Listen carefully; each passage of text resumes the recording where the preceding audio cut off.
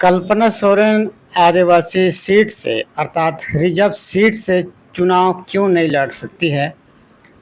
और ये सवाल आपके मन में भी कभी दौड़ चलती होगी जब से असम के मुख्यमंत्री हेमंत बिस्वा शर्मा जब झारखंड की दौरा कर रहे हैं और इस दौरा के बीच में जब झारखंड मुक्ति मोर्चा के मुख्यमंत्री हेमंत सोरेन के साथ जब मीडियाओं के द्वारा जब कुछ पूछे जाने सवाल पर तर्क वितर्क करते हुए सोशल मीडिया पर काफ़ी चर्चित में है। हेमंत सोरेन ये कहते हैं कि झारखंड के जितने भी जो ट्राइबल के अनुसार जो ट्राइब जनजाति जो असम पर काम करते हैं, जो आज से कई दशक हो चुके हैं, इनको आज तक शेड्यूल ट्राइब का दर्जा नहीं दिया है हेमंत बिस्वा शर्मा, ऐसा आरोप लगाते हैं हेमंत सोरेन। इसके जवाब में असम के मुख्यमंत्री बिस्वा शर्मा ये कहते हैं कि इसका जवाब हेमंत सोरेन अपने परिवार में ही मिल जाएंगे।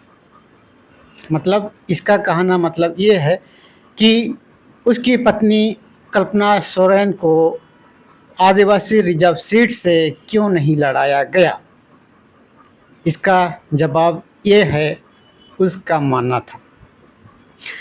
लेकिन हमें इस बात से समझने के लिए हमको कुछ धारादापाओं को जानना पड़ेगा, कुछ संवैधानिक बातों को समझना पड़ेगा, जिसे आप समझ करके यकीनन आप दंग रह जाएंगे कि कल्पना सोरेन मुर्मू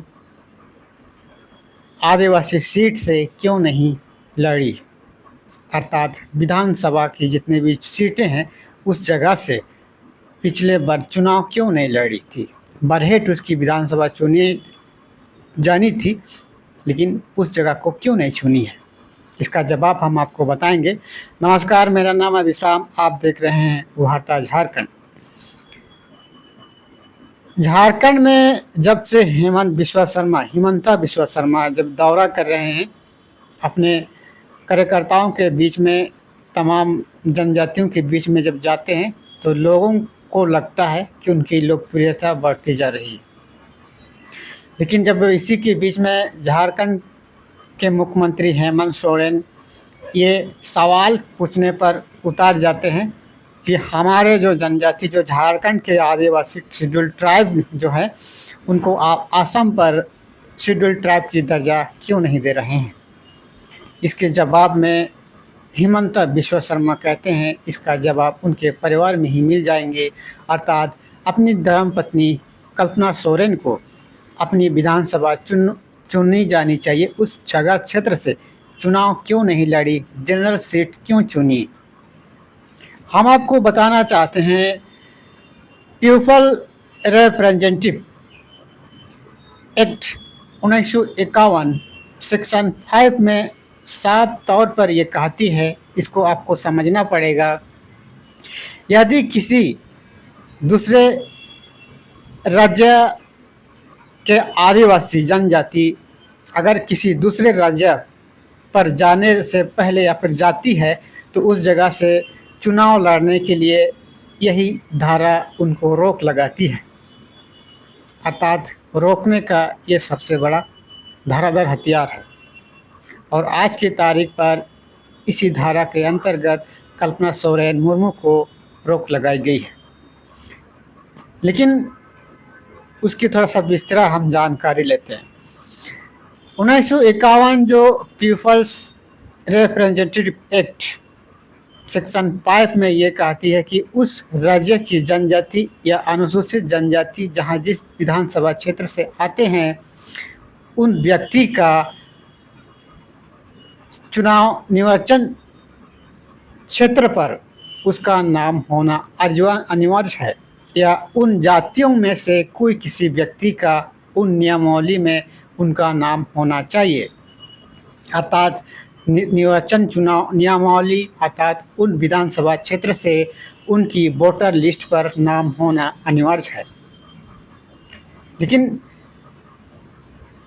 कल्पना सोरेन तो आदिवासी है, लेकिन आदिवासी सीट से चुनाव इसलिए नहीं लड़ सकती है क्योंकि ये बिहार मयूरभंज, शायद मैं थोड़ा सा नाम सही से नहीं ले पा रहा हूँ, उस जगह की ये ट्राइबल आदिवासी महिलाएं हैं। और उस दूसरे राज्य की महिला को दूसरे राज्य की महिला विधानसभा क्षेत्र से चुनाव लड़, महिला ही नहीं कोई भी व्यक्ति हो, चुनाव लड़ने से 1951 सेक्शन 5 पीपल रिप्रेजेंटेटिव एक्ट उनको रोक लगाती है। और इसीलिए ही आज के तारीख पर विश्वा शर्मा, जो हिमंता बिस्वा शर्मा, इनका आरोप लगाते हैं।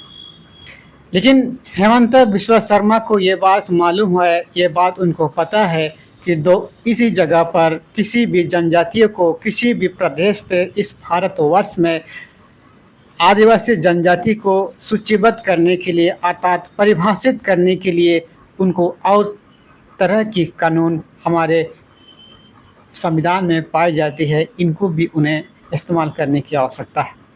जैसे 244 के अंतर्गत झारखंड ही नहीं पूरे भारत के आदिवासियों को सूचीबद्ध करने के लिए उन सब की भाषा, संस्कृति, रीति रिवाज, परंपरा के आधार पर सूचीबद्ध कराती है और कराती आ रही है।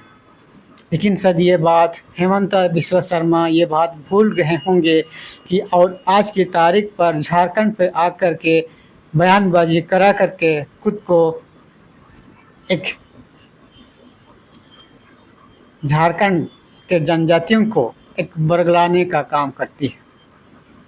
लेकिन आज के तारीख पर ये बात कई सारे लोगों को समझ में नहीं आ रहा है और कई सारे लोगों को पता नहीं चल रहा है।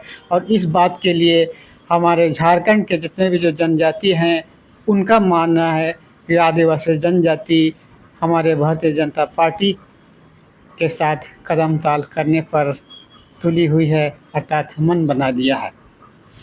लेकिन हेमंत बिस्वा शर्मा को ये समझना होगा, ये जानना होगा कि 244 के अंतर्गत जो उसकी धर्म संस्कृति के आधार पर असम के जितने भी जो आदिवासी जनजाति, ट्राइबल जनजाति को सूचीबद्ध करना आवश्यक है।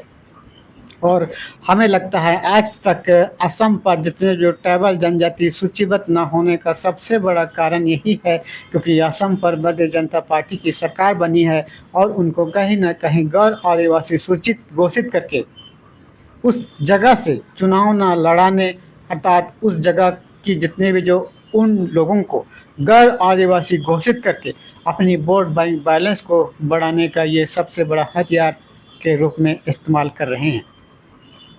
आज की तारीख पर भी असम पर हमें लगता है ओबीसी ऑर्डर बैकवर्ड क्लास के अंतर्गत जितने भी जो झारखंड के जो आदिवासी जनजाति जो गए हुए हैं इनको शायद इन्हीं का दर्जा मिला है।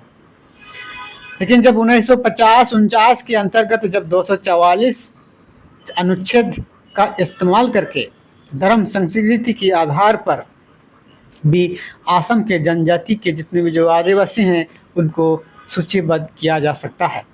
लेकिन ऐसा करने से हेमंत बिस्वा शर्मा ये कहते हैं कि अगर हिम्मत है तो कल्पना सोरेन को अपने विधानसभा क्षेत्र से चुनाव लड़ा के दिखाएं। मतलब 1951 के जितने भी जो संवैधानिक कानून है, जो केंद्रीय कानून है, इनको बदलाव करके दिखाएं। तब जाके जिस दिन ये बदलाव करवाएगा अर्थात पीपल रिप्रेजेंटेटिव एक्ट 1951 सेक्शन 5 को संशोधन करके दिखाए हेमंत सोरेन, जिस दिन संशोधन करके दिखाएंगे उस दिन हम आदिवासी जितने भी जो असम में रह रहे हैं इन सबको हम आदिवासी सूची में हम सूचीबद्ध कर देंगे। लेकिन 1951 पीपल रिप्रेजेंटेटिव एक्ट जो केंद्रीय कानून है इसको संशोधन करना हेमंत सोरेन की बात नहीं है। लेकिन 244 का अंतर्गत उसकी भाषा संस्कृति के आधार पर असम के जितने भी आदिवासी जनजातियों को एसटी सूचीबद्ध करने की आवश्यकता है। लेकिन ये बात उनको ना भूल करके अपनी फैमिली मैटर पर डोल मोड़ घुमाने की प्रयास कर रहे हैं। तो ये छोटी सी जानकारी आप सबको कैसी लगी, ऐसा ही तमाम छोटी बड़ी जानकारी से हम आप सबको रूबरू कराएंगे। अगर हमारी दी गई जानकारी आप सबको अच्छा लगा है, थोड़ा सा सब्सक्राइब कीजिए चैनल को, क्योंकि इसी तरह से जुड़ी जानकारी हम आपको देते रहते हैं। और सबसे खास चीज़ यही है, जो मैं धीरे धीरे बोल रहा हूँ, क्योंकि मैं बिना वीडियो एडिट करके डालता हूँ।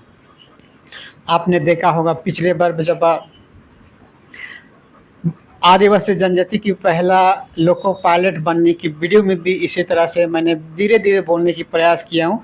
उसमें मैंने कोई कट ऑफ डेट नहीं, जिस तरह से रिकॉर्ड हो जाती है, जिस तरह से वीडियो होती है, वैसा ही मैं डाल देता हूँ। धन्यवाद।